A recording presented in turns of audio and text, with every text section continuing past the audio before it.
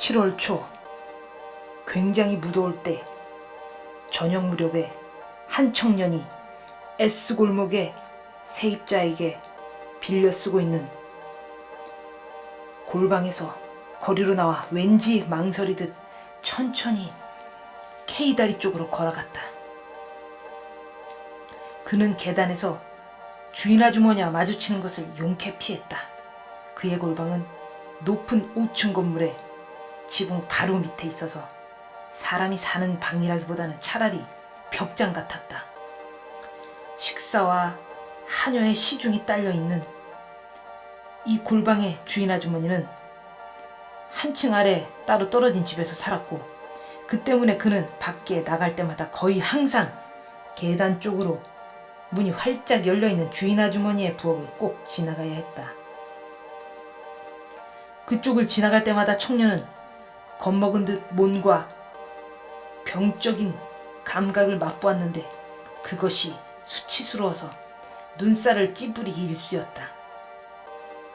하숙비가 잔뜩 밀려 있어서 주인 아주머니와 마주칠까봐 두려웠던 것이었다. 그렇다고 그가 원래 겁이 많고 주눅이 잘 드는 성격이 아니었다. 오히려 정반대였다.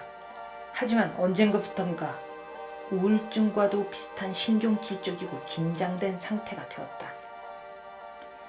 자신의 내면만으로 침참하여 모든 사람들로부터 고립되었기 때문에 주인 아주머니뿐만 아니라 그 누구와도 마주치는 것이 두려웠다. 가난에 짓눌려 있기도 했다. 하지만 이 쪼들리는 처지도 최근에 들어와서는 별로 부담이 되지 않았다. 당장 해야 할 일도 전혀 하지 않았고 또 하고 싶지도 않았다. 본질적으로는 주인 아주머니가 그에게 무슨 나쁜 짓을 꾸미든 그녀 따위는 두렵지 않았다. 하지만 계단에 멈추어 서서 자기와는 아무 상관도 없는 저 진부하고 시시껄렁한 수다를 계속 하숙비 내놓으라고 독촉하고 협박하고 징징 짜는 소리를 듣고, 그 와중에 자기는 발뺌하고 사과하고 거짓말하고 이럴 바에는, 정말 그럴 바에는 차라리 아무에게도 들키지 않고 어떻게든 고양이처럼 계단을 빠져나와 내빼버리는 게 상책이었다. 그렇지만 이번에는 거리로 나오자 채권자와 마주칠까봐 조마조마했던 것이 그 스스로도 놀라웠다.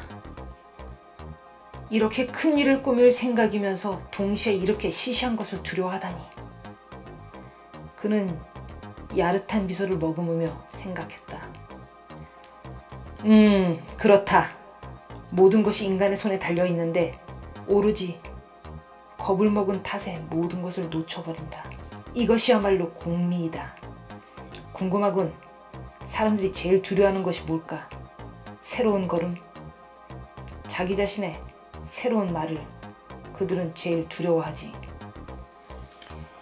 그건 그렇고 수다를 너무 많이 떠는군. 수다를 떠느라 아무것도 하지 않은 것이다. 하긴 아무것도 하지 않기 때문에 수다를 떠는 것인지도 모르지. 요 한 달 동안 이렇게 수다를 떠는 법만 늘어서 며칠 날 며칠 밤을 밤낮 없이 방구석에 틀어박혀 뚱딴지 같은 생각이나 하고, 지금 그럼 대체 왜 가고 있는 걸까?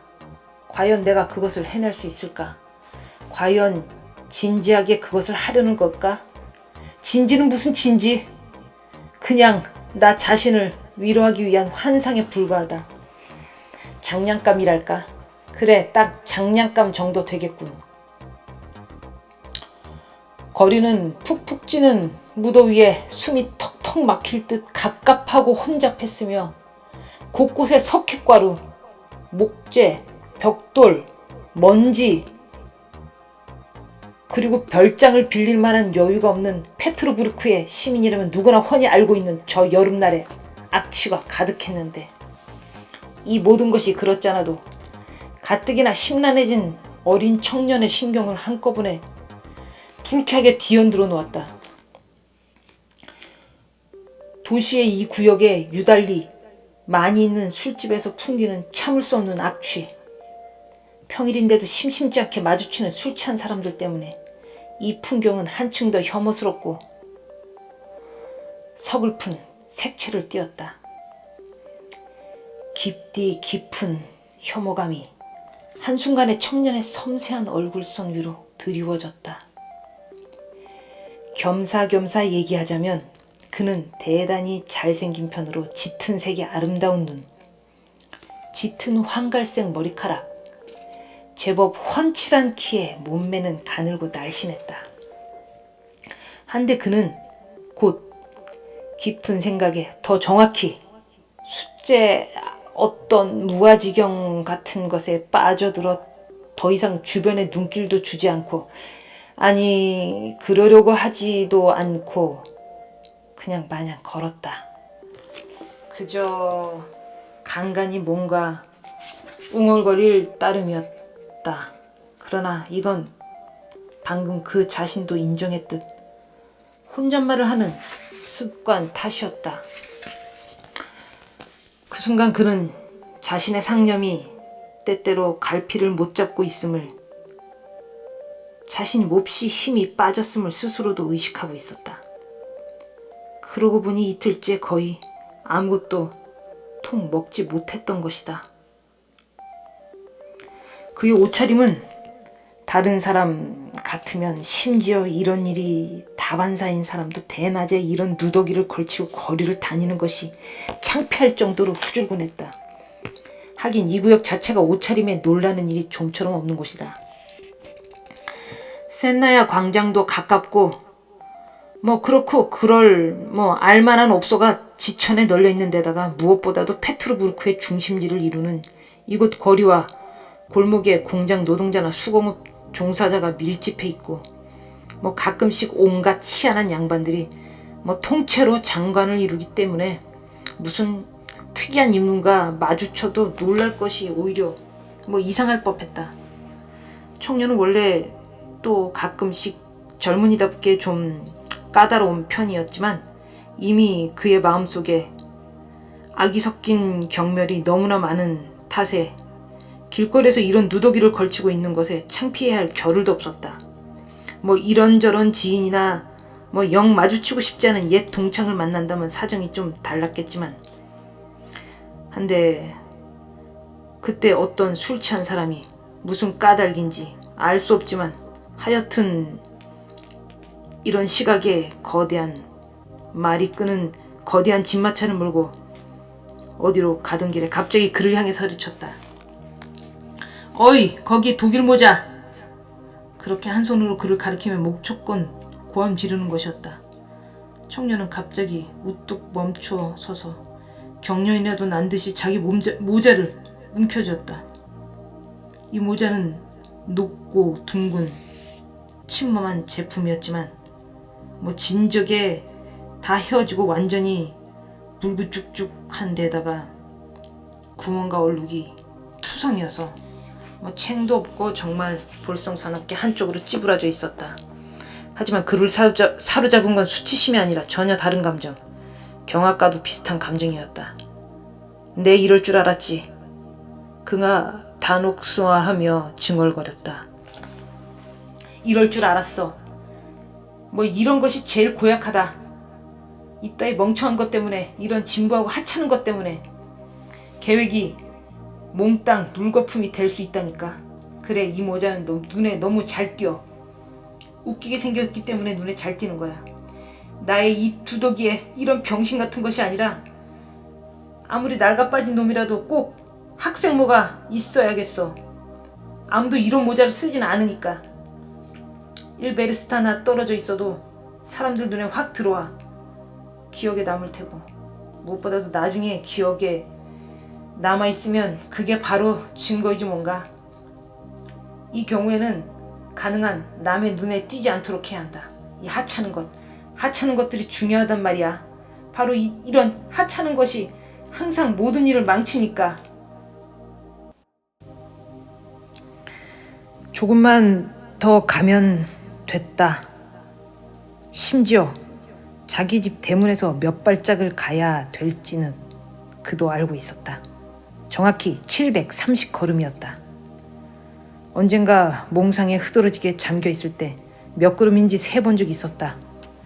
9년만 해도 그 자신도 이 몽상을 믿지 않고 그저 그것이 추하지만 유혹적인 뻔뻔함에 자극받았을 따름이었다.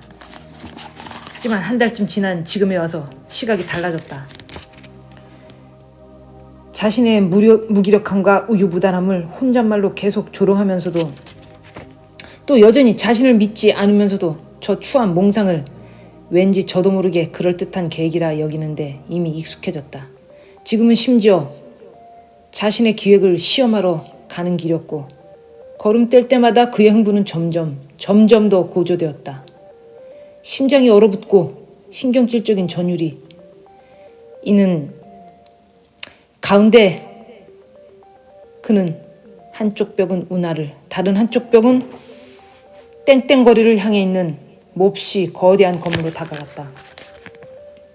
이 건물은 자잘한 셋집으로 가득 차 있었고 재봉사, 기술공, 식모, 다양한 독일인들, 몸파는 아가씨, 하급관리 계층 등 온갖 일에 종사하는 사람들이 들어와 있었다. 해서 이것을 드나드는 사람들이 건물의 양쪽 대문과 양쪽 마당을 바삐 오가고 있었다. 이곳을 지키는 문지기도 서너 명 됐다. 청년들은 그들 중 누구와도 마주치지 않은 것에 몹시 만족하며 대문에서 눈에 띄지 않게 곧장 오른쪽 계단으로 숨어들었다. 어둡고 비좁은 뒤 계단이었지만 이미 이 모든 것을 알았고 또 연구한 만큼 그는 이런 정황이 모두 마음에 들었다. 이렇게 어두우면 호기심에 찬 시선도 위험하지 않으니 말이다. 지금도 이렇게 무서운데 정말 어쩌다 막상 그 일까지 닥치면 어떻게 될까?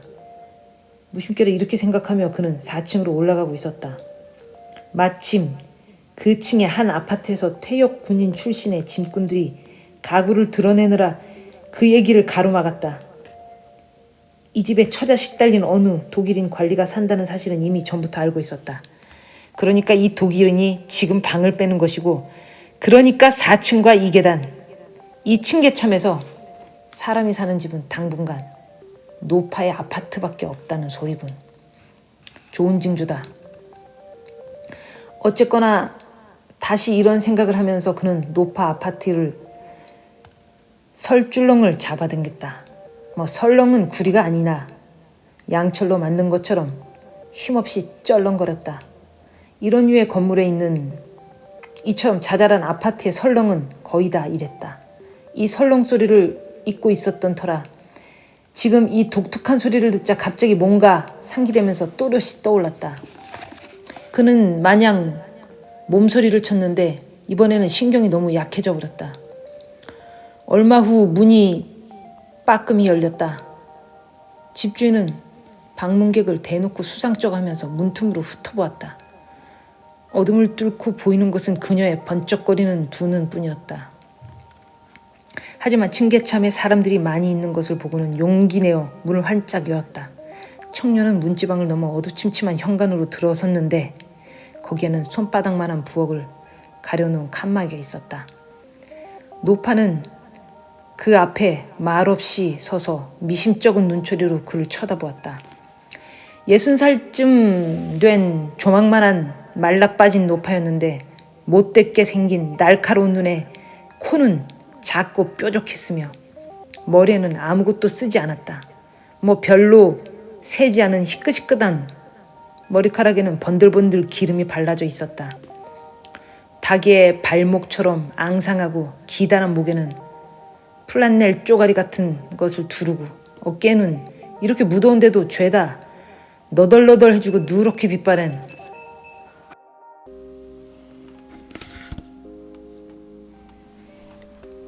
헐렁한 털 조끼를 걸치고 있었다. 노파는 쉴 새 없이 기침을 해대고 가래 끓는 소리를 냈다.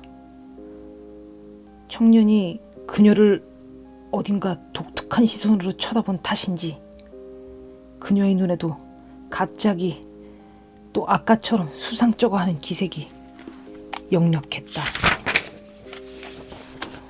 나스콜리니코프라는 대학생입니다. 한 달 전쯤에도 왔었습니다마는 청년은 상냥하게 굴어야 한다는 것을 상기하고는 반쯤 몸을 숙이며 서둘러 중얼거렸다. 기억하다마다 학생이 왔던 것은 아주 잘 기억나요. 아까와 같은 의문에 찬 시선을 그의 얼굴에서 거두지 않은 채 노파가 또박또박 말을 했다. 실은 그래서 또 같은 일로 라스콜리니코프는 이렇게 말을 이어갔으나 노파의 수성쩍어하는 태도에 약간 당황하고 놀라기도 했다. 하긴 이 노파는 항상 이랬는지도 모르겠군. 저번에는 알아채지 못했지만 불쾌한 감정을 느끼며 그가 생각했다. 노파는 뭔가 골똘히 생각하는 것처럼 말이 없더니 옆으로 비켜선 다음 방문을 가리키고 손님을 먼저 안으로 들이면서 말했다. 들어와요, 학생. 청년이 들어간 아담한 방은 누런 벽지가 발려있고 창가에 제라늄 화분이 놓여있고 옥양목 커튼이 걸려 있었는데 때마침 환한 석양빛을 받고 있었다. 그때도 그러니까 이렇게 햇살이 비치겠지. 라스콜리니코프의 머릿속에서 무심코 이런 생각이 스쳐 지나갔다.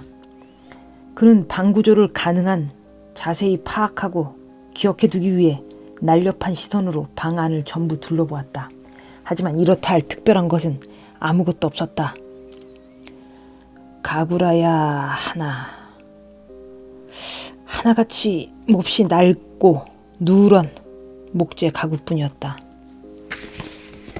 구부러진 큼직한 목재 등받이가 달린 소파, 그 앞에 놓인 타원형 탁자,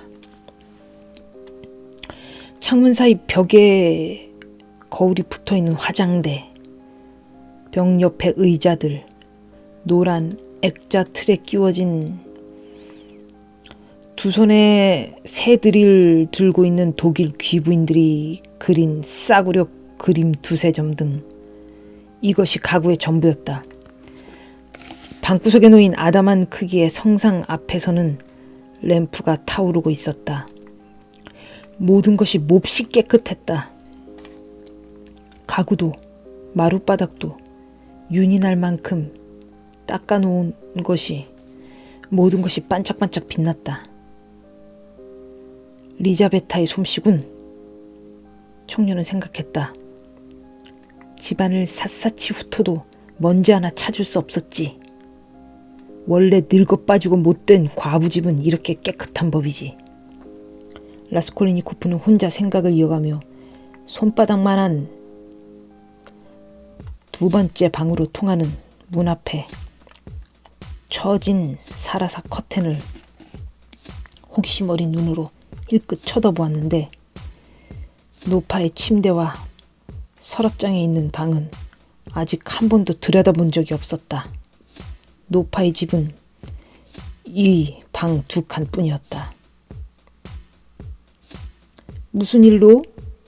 노파는 방 안으로 들어오더니 그의 얼굴을 똑바로 보려고 아까처럼 그 앞에 딱 버티고 서서 준엄하게 말했다.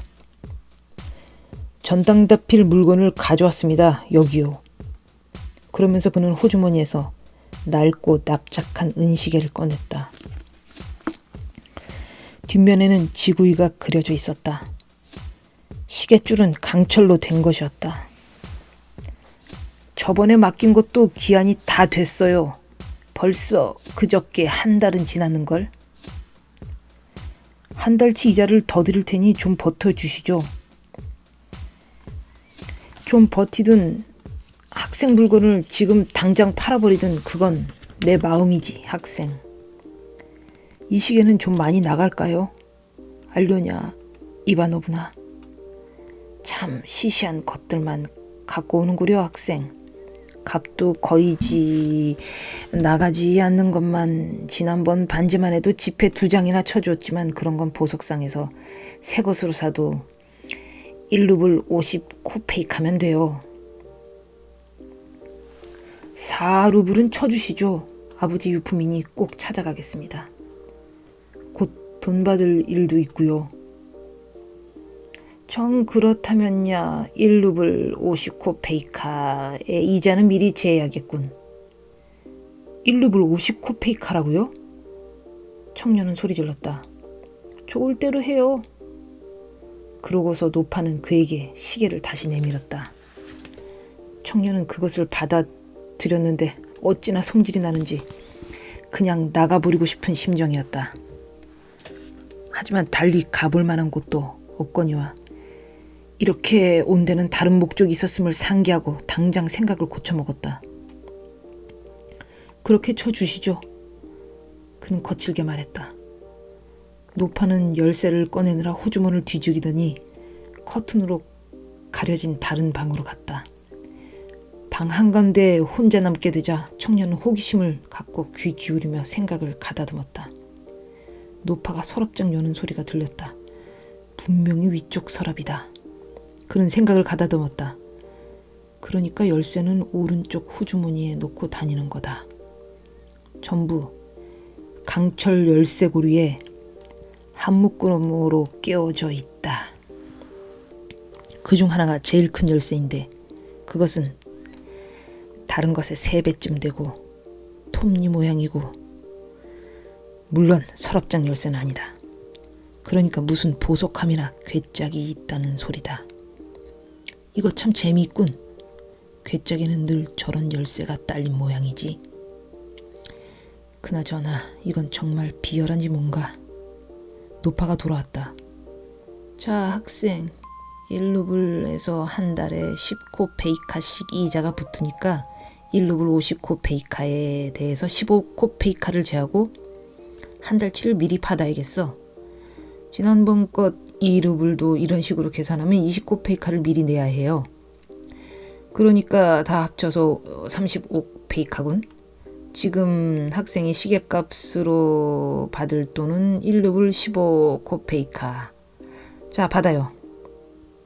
세상에, 그럼 지금 1루블 15코페이카밖에 안 된다고요? 정확히 그렇지. 청년은 더 왈가불가하지 않고 돈을 받았다. 노파를 바라볼 뿐 서둘러 가려고 하지 않는 것은 꼭 하고 싶은 말이 있어서 있지만 그것이 정확히 무엇인지 자기도 모르는 것 같았다. 저는 알료냐 이바노브나 조만간에 하나 더 가져올까 합니다. 은으로 만든 훌륭한 담뱃값이 하나 있는데 친구한테 돌려받는 대로. 그는 갈팡질팡하다가 입을 다물었다. 그건 그때 가서 얘기하세요, 학생. 그럼 안녕히 계십시오. 한데 집에 항상 혼자 계십니까? 동생분은 안 계시고요. 현관으로 나가며 그는 가능한 허물없는 어조로 물었다. 그 얘기 무슨 볼 일이라도 있어요, 학생?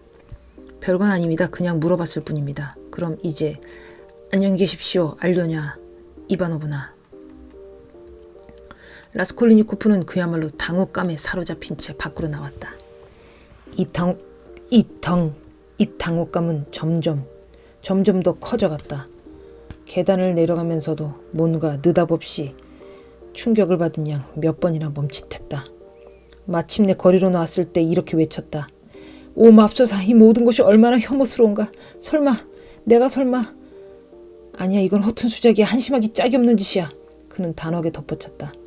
설마 이토록 끔찍한 생각이 내 머릿속에 떠올랐을 리가 있을까? 하긴 내 심장이라면 어떤 진흙탕 같은 일도 능히 해낼 수 있다. 무엇보다 저 지저분하고 불결하고 더럽다. 그래, 더럽다. 그것도 나는 꼬박 한 달이나. 하지만 그는 말로도 절규로도 자신의 흥분을 제대로 표현할 수가 없었다. 노파의 집을 향해 막 걸어 나가던 그때부터 그의 마음을 짓누르고 교란하기 시작한 무한한 혐오감이 이제는 너무 어마어마해지고 또렷해졌기 때문에 어떻게 이 우수를 떨쳐버릴지 알 수가 없었다. 그는 행인도 잘 보지 못해 툭툭 부딪히기도 하면서 술 취한 사람처럼 보도를 따라 걷다가 다음 거리로 들어선 다음에야 정신을 차렸다. 주위를 둘러보고서 자기가 선술집 근처에 있음을 깨달았다. 입구는 보도에서 계단 아래쪽으로 지하층으로 나 있었다. 마침 그때 문에서 나온 취객 2명이 서로를 부축하고 욕을 퍼부으며 거리로 올라왔다. 오래 생각할 것도 없이 라스콜리니코프는 당장 아래로 내려갔다. 여태껏 선술집에 발을 들여놓은 적이 한 번도 없었던 그였지만 지금은 현기증이 났을 뿐더러 목이 바싹바싹 타들어가는 것처럼 갈증이 났다. 시원한 맥주라도 한 잔 마시고 싶어진 데다가 이렇게 느닷없이 힘이 쭉 빠지는 것도 헉이 타신 것처럼 느껴졌다. 그는 어둡고 더러운 한쪽 구석 끈적끈적한 탁자 앞에 앉아 맥주를 주문하고는 첫 잔을 개걸스럽게 들이켰다. 이내 모든 것이 누그러지면서 생각도 맑아졌다. 이 모든 것이 허튼 수작이다. 그는 희망에 달떠 이렇게 말했다. 이제 와서 당황할 이유는 전혀 없다. 그냥 몸 상태가 흐트러졌을 뿐이야. 맥주 한 잔에 수아리 한 조각이면 자 한순간에도 머리도 튼튼해지고 생각도 또렷해지고 계획도 확고해진다는 말씀. 채, 이 모든 것이 얼마나 하찮은가.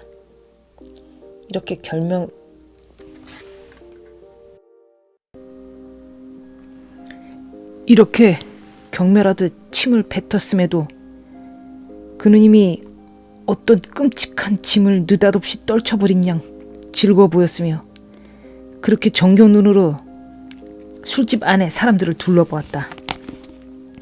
하지만 이 순간조차도 모든 것을 낯간죽으로만 보려는 태도가 역시나 병적인 것이라는 예감이 어렴풋이 들었다. 이 시간에는 술집에 남아있는 사람도 별로 없었다. 계단에서 맞닥뜨린 저 2명의 취객 말고는 그 뒤를 따라 5명쯤 되는 일행의 아가씨를 하나 끼고 아코디언을 켜며 모조리 한꺼번에 나가버렸다. 그들이 나가자 조용하고 휑해졌다. 남은 손님은 약간 취기가 도는 상태로 맥주를 마시고 있는 소시민 같은 사람 1명과 뚱뚱하고 몸집이 좋은 그의 친구뿐이었다. 짧은 농민용 외투를 입은 턱수염이 희끗한 이 친구는 곤두레만두에 취해서 의자에 앉아 간간히 졸다가 잠결에 갑자기 손가락을 튕기고 2 팔을 제멋대로 뻗고 의자에 일어나지도 않은 채 상체를 들썩이기 시작했다. 그것도 모자라서 얄궂은 노래를 부르며 가사를 기억해내려고 용을 썼는데 대충 이랬다. 꼬박 1년 동안 마누라를 주물렀네. 꼬박 1년 동안 마누라를 주물렀어. 그런가 하면 갑자기 잠에서 깨서 또 시작이었다. 포지아체스카야 거리를 걸었지. 옛 여자를 발견했지. 하지만 아무도 그의 행복에 동참해주지 않았다. 그의 과묵한 친구는 이 모든 폭발을 마뜩지 않고 수삭적인 눈초리로 보고 있었다. 그 자리에는 언뜻 퇴직한 관리처럼 보이는 사람이 1명 더 있었다. 그는 혼자 앉아 술병을 앞에 두고 간간히 술을 들이키면서 주변을 두리번거렸다. 그도 약간은 취해 흥에 겨워 있는 것